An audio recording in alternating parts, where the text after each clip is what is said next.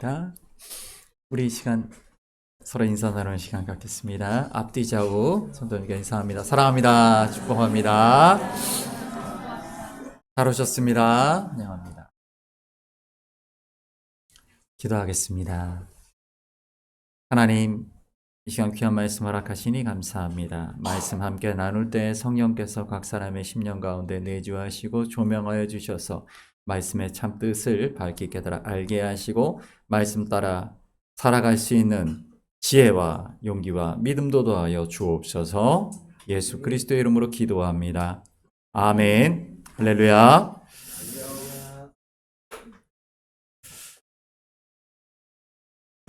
네, 오늘 설 명절이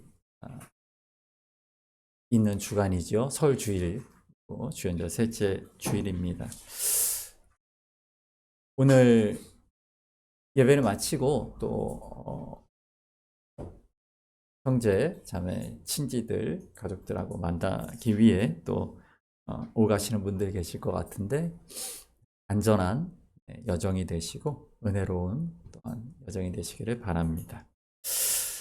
오늘 우리가 읽은 이사야 61장 1절, 2절, 우리 1절, 2절만 봤지만 이따가 그 후에 말씀도 우리가 보겠습니다만 이사야 61장 1절과 2절의 말씀에 보게 되면 바로 하나님이 보내시는 메시아 그리스도죠. 구세주의 임하심. 왜 우리가 우리 주님의 구원하실 그 주님을 우리가 기다리는가에 대한 반대 이야기죠. 그분은 이런 분이시다. 61장 1절 2절 한번 다시 읽어볼까요? 주 여호와의 영이 내게 내리셨으니 이는 여호와께서 가난한 자에게 아름다운 소식을 전하게 하려 하심이라. 나를 보내사 마음이 상한 자를 포로된 자에게 자유를, 갇힌 자에게 노임을 선포하며 2절 여호와의 은혜의 해와 우리 하나님의 보복의 날을 선포하여 모든 슬픈 자를 위로하되. 이것은 우리가 예수 그리스도께서 오시고 사역을 시작하시면서 해당에서 이 이사야 선지자의 글을 읽으시면서 스스로 메시아임을, 그리스도임을 드러내시는 누가복음 4장의 말씀을 통해 다시 확인할 수가 있습니다. 누가복음 4장 16절에서 19절 말씀 같이 읽어봅니다. 예수께서 그 자라나신 곳 나사렛에 이르사 안식일에 늘 하시던 대로 성경을 읽으려고 서심해 선지자 이사야의 글을 들이거늘 책을 펴서 이렇게 기록된 데를 주의 성령이 내게 임하셨으니 이는 가난한 자에게 복음을 전하게 하시려고 내게 기름을 부으시고 나를 보내서 포로된 자에게 자유를, 문먼 자에게 다시 보게 함을 전파하며 눌린 자를 자유롭게 하고 주의 은혜의 해를 전파하게 하려 하심이라 하였더라. 아멘. 그렇습니다. 여호와의 은혜의 해, 주의 은혜의 해라고 말하는 이 말의 관용적 표현은 뭐냐면 희년을 얘기하는 겁니다. 여러분 희년을 아시죠? 희년. 우리가 7일마다 반복되는 건 안식일이 있고요. 7년마다 안식년이 있죠. 7년의 안식년이 7번 반복한 그 다음 해, 77에 49, 그 다음에 50년 되는 해를 희년이라고 합니다. 희년. 그 희년에는 어떤 일이 일어납니까? 그렇죠. 처음에 기업 분배받았던 그 땅, 살아오면서 그 땅을 잃을 수가 있죠. 어려운 형편 때문에 팔 수도 있고. 그 땅을 원래 기업 분배받았던 그 기업, 그 지파, 그 가문, 가족에게 돌려주는 것이죠. 뿐만 아니라 종이 되었던, 어쩔 수 없는 그런 상황 때문에 다른 집에 노예가 되었다든가 그런 사람들을 다 풀어주는 것이죠. 빚을 탕감하는 것입니다. 놀라운 은혜죠. 내가 얼마나 큰 빚을 졌든 얼마나 많은 것을 잃었든 그 상관없는 거예요. 다 탕감하는 것이죠. 하나님은 하나님께서 처음 이스라엘에게 그 땅을 주셨던 그 모습으로 돌아가는 것입니다. 거기에 가장 큰 그 바탕에 있는 정신이 뭡니까? 모든 것은 누구의 것이다? 하나님의 것이다. 내가 잠깐 내게 맡기신 땅, 내게 맡기신 재물, 내게 맡기신 건강, 생명, 이걸 내가 잠깐 청지기로서 관리할 뿐이지 모든 것은 하나님의 것이다 라는 것이죠. 그래서 우리가 주 하나님이라고 부르는 바로 그 의미가 거기에 있어요. 여호와의 은혜라는 것이죠. 그러니까 다시 말해서 메시아 그리스도는 어떤 분이신가? 바로 하나님의 그 영광을 드러내는 분이시다. 오늘 예수님께서 내가 그런 이다 라고 말씀하시죠. 이 여호와의 은혜에 하나님의 그 은혜를 구하는 사람들은 어떤 사람들이겠습니까?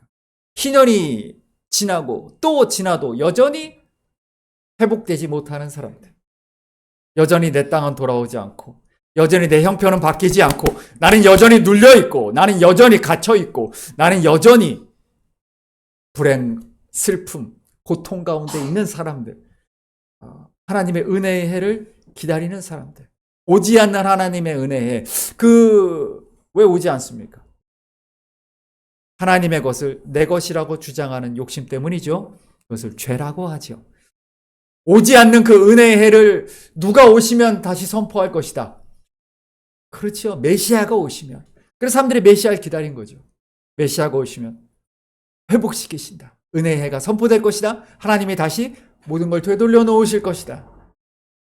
다시 나를 일으켜 세워 주실 것이다. 갇혀있는 나를 자유롭게 해주실 것이다. 그래서 메시아를 기다린 것이죠. 그러한 놀라운 은혜를 우리는 뭐라고 표현합니까? 두 글자로 구원이라고 말합니다. 구원. 예수 그리스도를 내가 만나면 바로 그 놀라운 은혜의 해가 내 삶 가운데 선포된 거예요.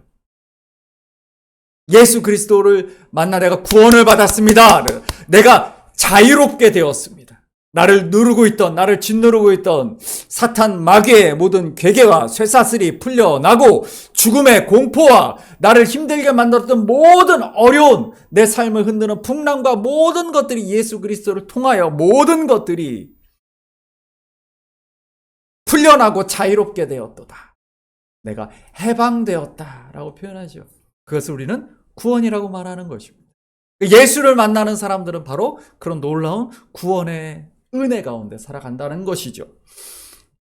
우리 이사야 61장 1절 2절까지 우리 최선희 집사님 읽어주셨는데 읽지 않으셨던 3절 말씀 한번 보겠습니다. 3절입니다. 읽습니다. 시작. 무릇 시온에 그 죄를 대신하며 기쁨의 기름으로 그 슬픔을 대신하며 찬송의 옷으로 그 근심을 대신하시고 그들의 의의 나무 곧 영광을 나타낼 자라 일컬음을 받게 하려. 아멘. 뿐만 아니라 그분은 그 하나님의 백성들, 그 노임을 받고 해방된 하나님의 백성들을 어떻게 하시는가? 그들이 원래 어떤 사람이었는가? 여기 보면 뭐라고 말합니까? 그들은 어떤 사람이었다? 의의 나무다라고 하죠. 곧 여호와께서 심으신 하나님의 영광을 나타낼 사람들, 그 사람들을 회복시키신 거예요. 그 이전에는 몰랐어요. 내가 예수를 만나기 전에는 내 삶 가운데 예수 그리스도께서 메시아로 구세주로 오시기 전까지는 내가 어떤 존재였는지 몰랐단 말이에요. 하루하루의 삶을 살아가면서 세상 속에서 너무나 힘들게 살아가고 세상의 모든 것을 다 가진 사람들에 비교하면 나는 너무나 초라하고 보잘것없고 나는 불행한 사람이다라고 생각하고 살아왔다라는 것이죠. 그러나 그 삶이 예수 그리스도를 만남으로써 내가 어떤 사람인지 알았어요. 나는 어떤 사람이다. 하나님께서 이 땅 가운데 심으신 의의 나무다. 왜? 하나님의 영광을 나타낼 자로 그 목적을 가지고 그 소명을 가지고 심겨진 사람이구나. 나는 그런 사람이구나. 우리 김윤진이라는 사람은 그런 사람이구나. 내가 스스로 어떤 사람인지 알았단 말이에요. 세상 사람들이 나를 손가락질하고 나를 보잘것없게 본다 할지라도 나는 그런 존재가 아니라는 걸 내가 알았단 말이에요. 누가 나를 그렇게 평가하고 그렇게 바라본다 할지라도 나는 그런 사람이 아니라는 걸 내가 알았다는 거예요. 하나님의 의의 나무 어떤 사람입니까? 하나님이 직접 심으셨다라고 말하죠. 뿌리는 영원한 생명이신 하나님께 내려져 하나님으로부터 은혜와 놀라우신 은총과 축복을 받는 사람, 그게 나다. 그게 나다. 이게 그리스도인이 갖고 있는 정체성이죠. 또 하나 어떤 겁니까? 슬픔과 죄에서 벗어나 기쁨과 영광으로 회복되는 그런 변화의 삶, 은혜의 해가 선포되어 나는 이제 더 이상 그 진흙탕에, 그 수렁텅이에 있지 않아요. 나는 하나님으로 인하여 내 삶에 놀라운 변화가 일어난 것이죠. 그렇기 때문에 열매를 맺는 존재가 된 겁니다. 어떤 열매입니까? 하나님의 영광을 드러내며 하나님이 부르신 바 그 목적을 내 삶 가운데 이루어가는 사람, 하나님의 영광을 드러내는 사람, 그게 나다라는 거야. 그게 그리스도인이다. 그게 나의 삶의 모습이다라는 것입니다. 우리 4절, 5절, 6절 한번 읽어보겠습니다. 그들은 오래 황폐했던 것을 다시 쌓을 것이며 옛부터 무너진 것을 다시 일으킬 것이며 황폐한 성읍 곧 대대로 무너져 있던 것들을 중수할 것이며 외에는 서서 양떼를 칠 것이요 여호와의 제사장이라 일컬음을 받을 것이라. 사람들이 너희를 우리 하나님의 봉사자라 할 것이며 너희가 이방 나라들의 재물을 그들의 영광을 얻어. 아멘. 그렇습니다. 놀라운 하나님의 말씀이 여기 나오는 겁니다. 너희는 어떤 사람이다라고 말합니까? 6절에 너희는 여호와의 제사장이다. 너희는 부름받은 여호와의 제사장이다. 이게 처음에 하나님께서 이스라엘을 선택하시면서 하셨던 말씀이죠. 너희를 제사장 나라로 삼겠다라고 했습니다. 그것을 잃어버렸죠. 뭐 때문에? 죄 때문에. 그들이 내가 누군지를 잃어버린 거예요. 내가 누군지 모르고 그냥 세상 사람들처럼 그냥 똑같이 살아갔던 거예요. 여러분, 우리 수요 사경회 때 가인과 아벨 셋 이야기했었죠. 가인, 우리 가인의 이름의 뜻이 뭐라고 제가 말씀드렸죠? 그렇죠. 히브리어 카나. 얻다, 획득하다, 소유하다. 소유하는 사람, 카인. 그래서 성경에서 가인의 길이라고 표현되는 건 뭐냐면은 그 소유를 위해 살아가는 사람이에요. 소유하는 것을 기뻐하고 그 소유의 삶을 쫓아가는 사람, 그런 사람이 가인이다. 아벨의 이름의 뜻이 뭐라 그랬습니까? 헤벨. 그렇죠. 헤벨을 우리 성경에서 아벨이라고 번역한 것 뿐이에요.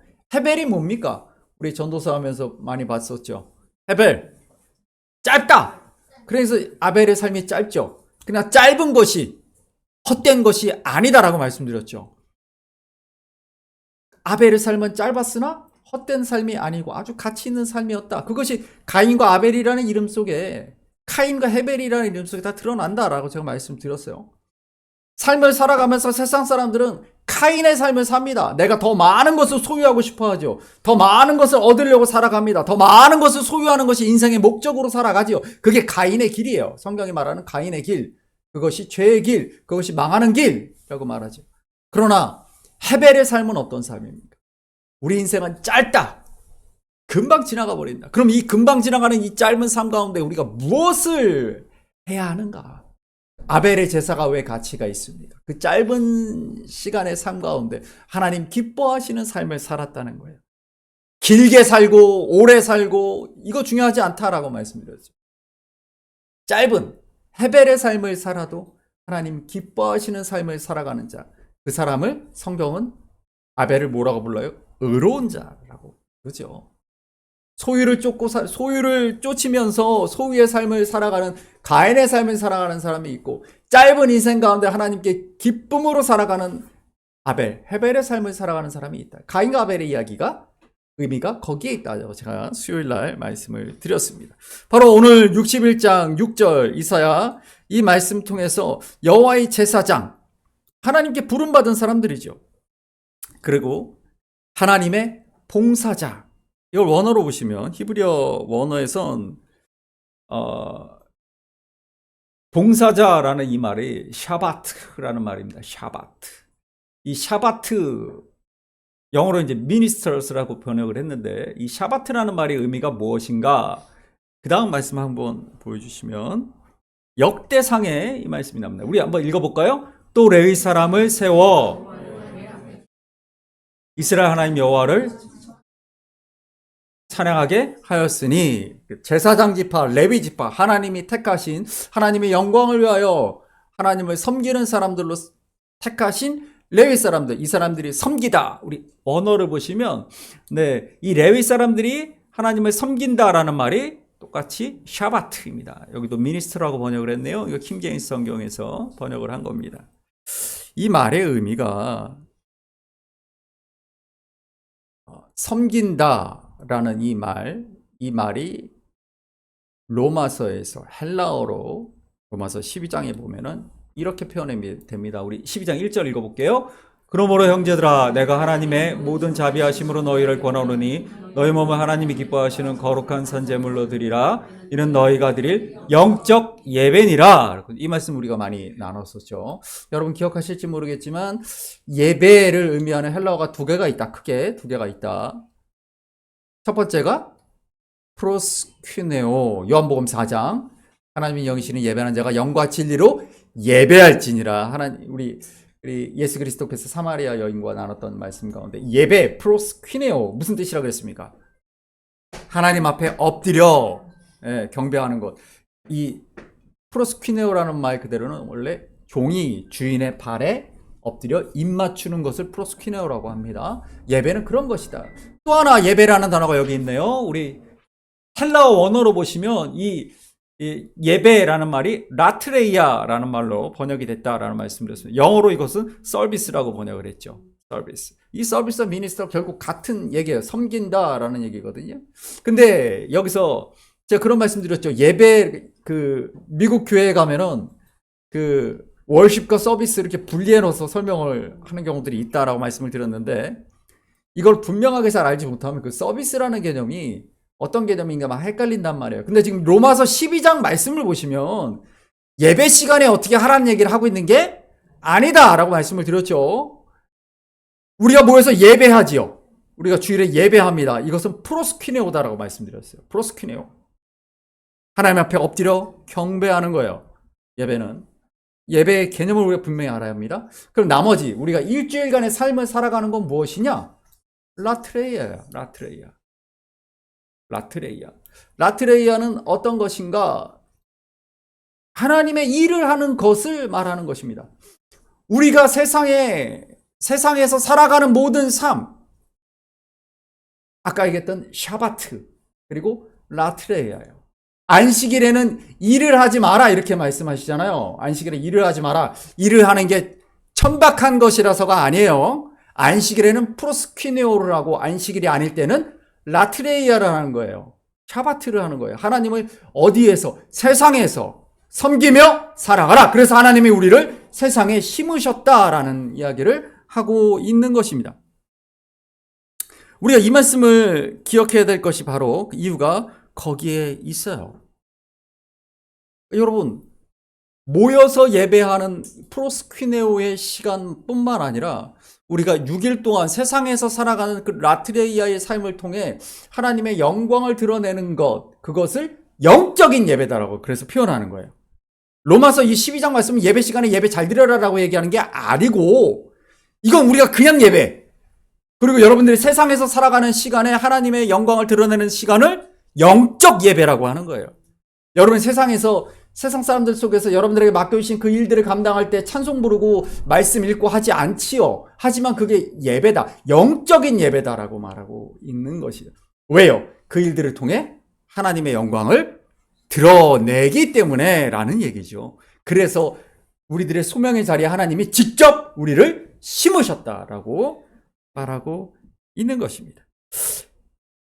역대상 16장 35절 말씀을 한번 읽어보겠습니다. 함께 읽습니다. 너희는 이르기를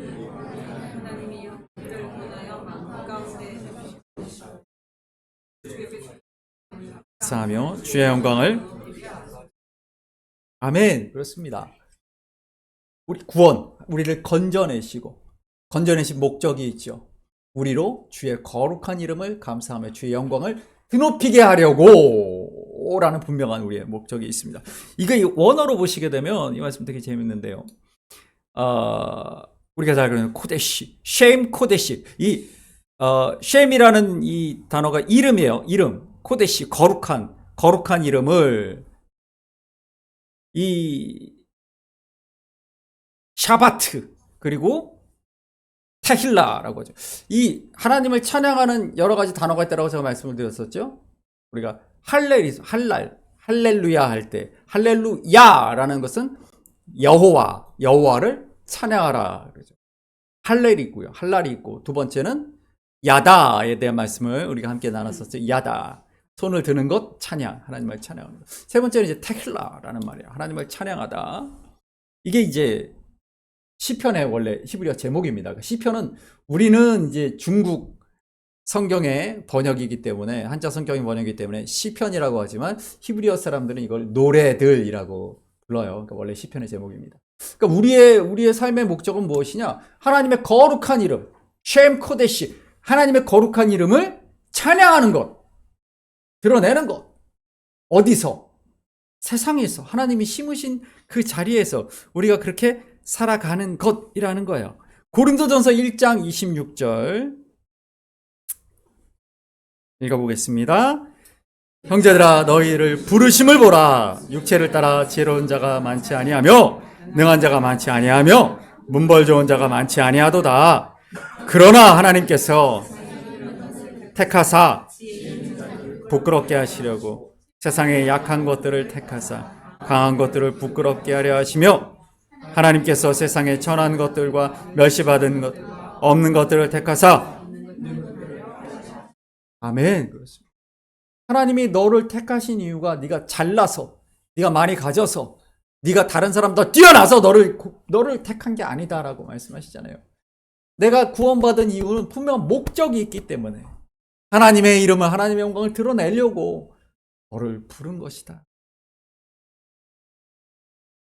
그래서 이 말씀 가운데에서 우리가 정말 기억해야 될 것이, 하나님이 나를 택하심을 기뻐하는 그것보다 더 중요한 게 있어요. 왜 택하셨는가를 기억하라는 것이죠.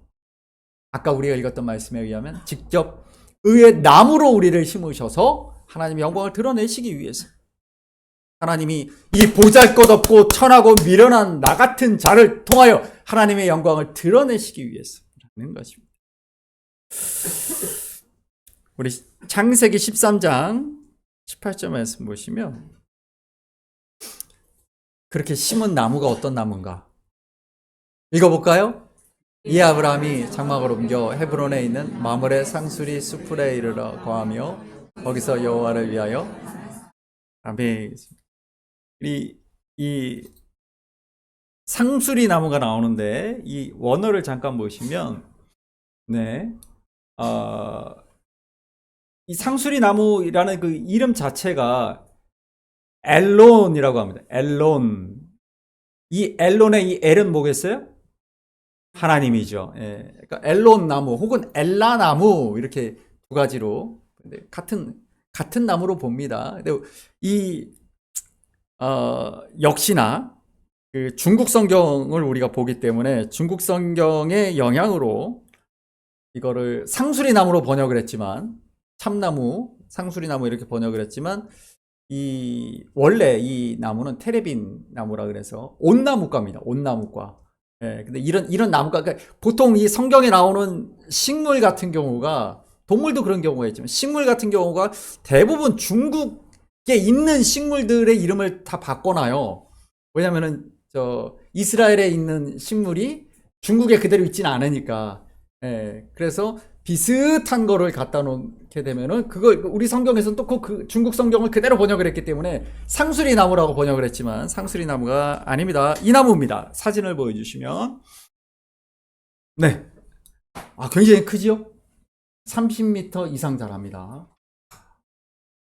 이 상수리 나무라고 하는 엘론 나무, 엘라 나무, 영어로 테레빈 나무라고 합니다. 이게 단에서 브엘세바까지 할 때 그 단에 심겨진 나무입니다.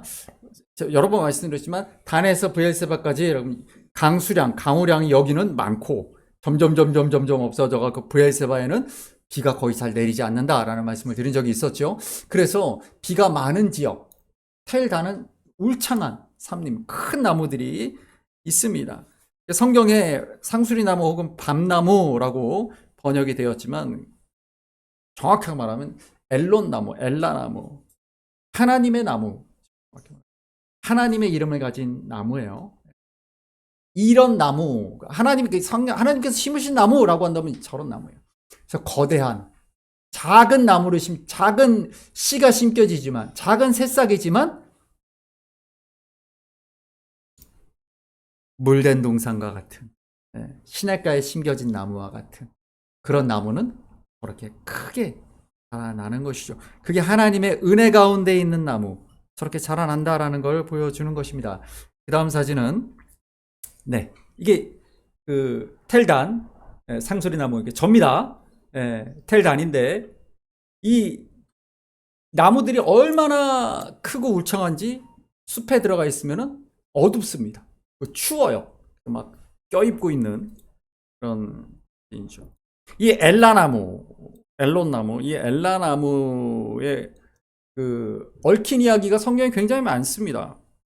보통 거룩하신 하나님과 관련된 사건들, 그런 일들이 바로 이 상수리 나무에 있게 되지요. 뭐 야곱이라든가 여호수아라든가 야곱 가족들이 하란에서 갖고 온 신상들, 우상들을 다 이 엘론 나무 아래 묻었다라고. 그러니까 상수리 나무 아래 묻었다. 큰 나무 아래 묻었구나가 아니라 엘론 나무 아래 묻었다라는 말이 뭐예요?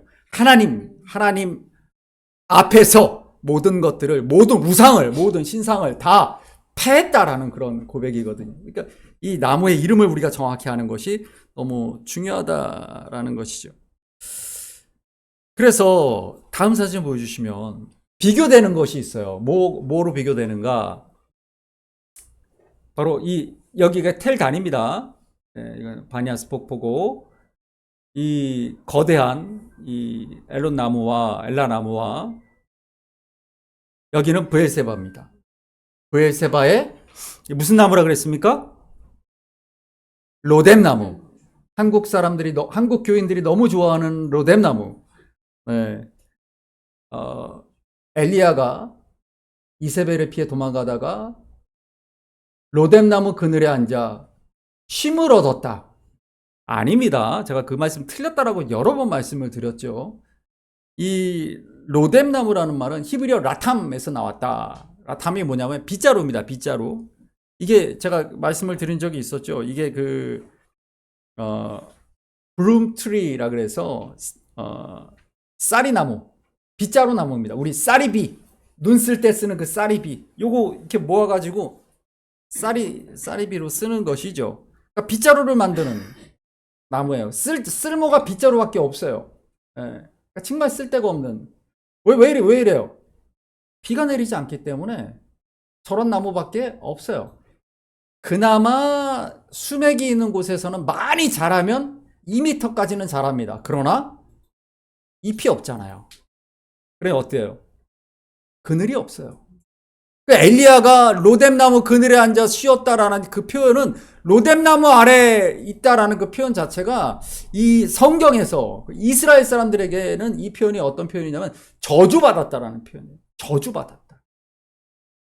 저 사람이 인생이 망했다. 이게 로뎀나무 아래 앉아 있다, 이 소리예요.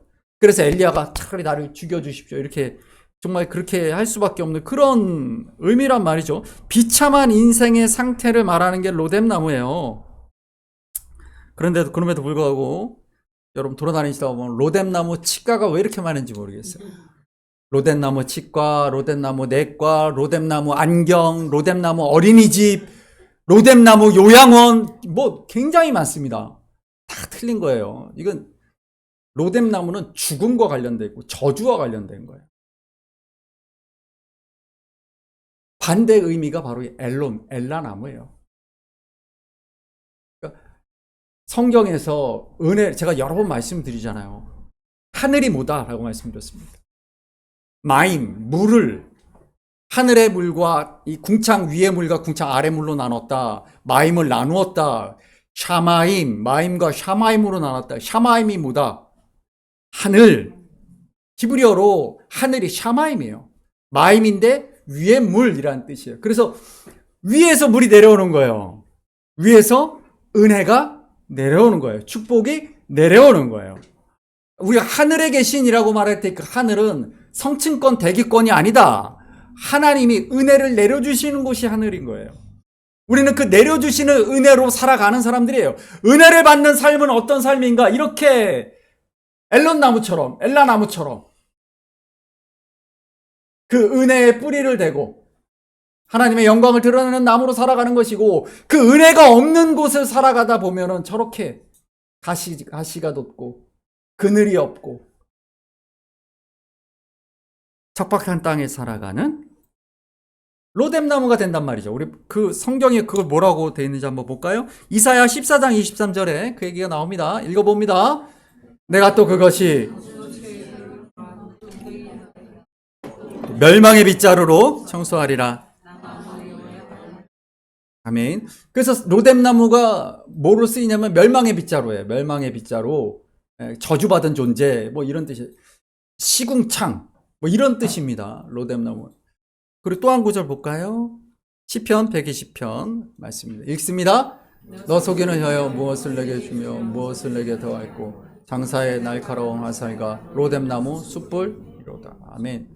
로뎀나무를 꺾어가지고 그거를 밤에 목동들이 이제 광야 같은데, 아니면 그 광야를 지나가는 순례자들 이런 사람들이 그거를 꺾어가지고 숯불로 쓴단 말이죠. 그런 존재다. 저주와 멸망과 이런 존재가 로뎀나무입니다. 예레미야 17장 5절 말씀 한번 보겠습니다. 읽습니다.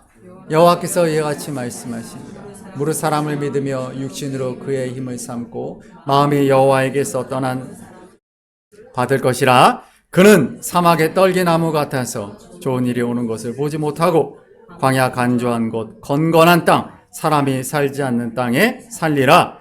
그러나 의뢰하는 사람 복을 받을 것이라.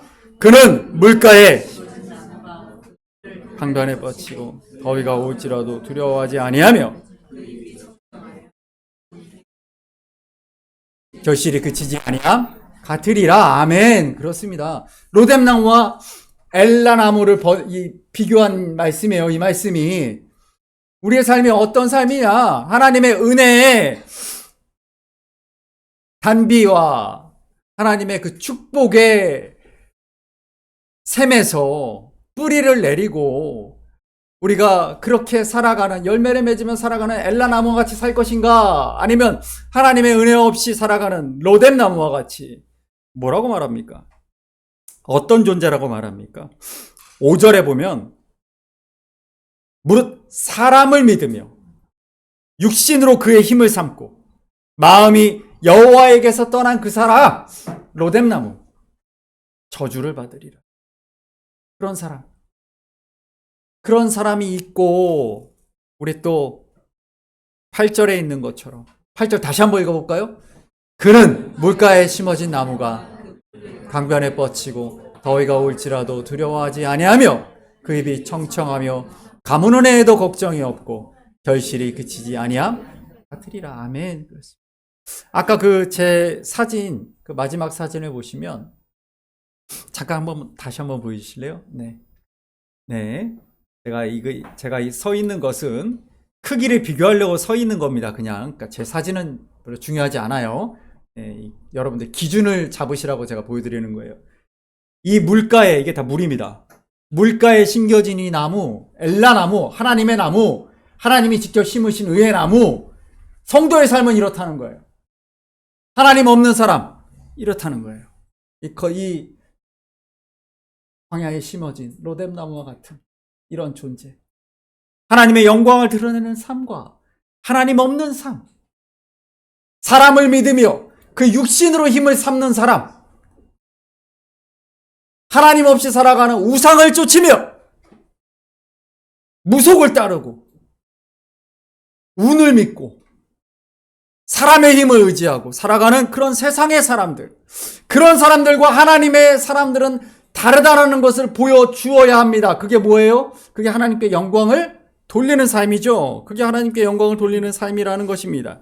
사랑하는 여러분, 우리는 어떤 삶을 살아가야 되겠습니까? 하나님이 우리를 왜 이 땅 가운데 우리를 구원하셔서 우리를 왜 부르시고 택하셔서 이 땅 가운데 심으셨다고요? 하나님의 영광을 세상 사람과 다른 삶을 보여주라고. 똑같이 힘들지요. 똑같이 어렵습니다. 똑같이 어려운 삶을 살아가는 시대예요. 그러나 이 혼란하고 어려운 상황 속에서도 내 삶의 근원이 우리의 은혜의 물된 동산에 내가 심겨졌다라는 그 믿음, 그리고 하나님으로부터 받는 놀라운 은혜와 축복과 은총으로 살아가는 그 사람, 하나님께 영광을 돌리는 사람인 줄 믿습니다. 영광을 돌린다라는 말의 의미를 제가 예전에 말씀드린 적이 있습니다. 하나님의 영광, 그 빛을 나를 통하여 반사하는 삶이에요. 그게 정확히 영광을 돌린다는 뜻이에요. 세상 사람들에게 하나님의 영광을 나타내는 삶은 내가 하나님의 영광을 반사하는 거예요. 내가 때가 끼고 혼탁한 거울이면 하나님의 영광을 제대로 반사할 수 없겠죠. 그렇기 때문에 우리의 삶이 정말 하나님의 영광을 드러내는 삶이 되기 위해서 하나님이 나를 부르셨고 나를 택하셨고 나를 직접 심으셔서 의의 나무로 자라게 하신다. 여러분, 우리의 삶은 의의 나무로 심겨진, 물가에 심겨진 나무인 줄 믿습니다. 그런 삶을 살아가신 여러분들 되시길 이제 소망합니다. 하나님께 영광을 돌리며 살아가는 삶. 이제 설 명절에 혈육들과 만나실 텐데, 또 친구들과도 만나실 텐데, 나는 사람을 믿으며 육신으로 힘을 삼는 사람들과 다르다. 나는 물가에 심겨진 나무, 하나님이 직접 심으신 의의 나무임을 드러낼 수 있는 삶으로, 라트레이아로 드러낼 수 있는 설 명절 기간 되시간을 소망합니다. 우리 함께 찬양하겠습니다. 여러분, 주보에 있는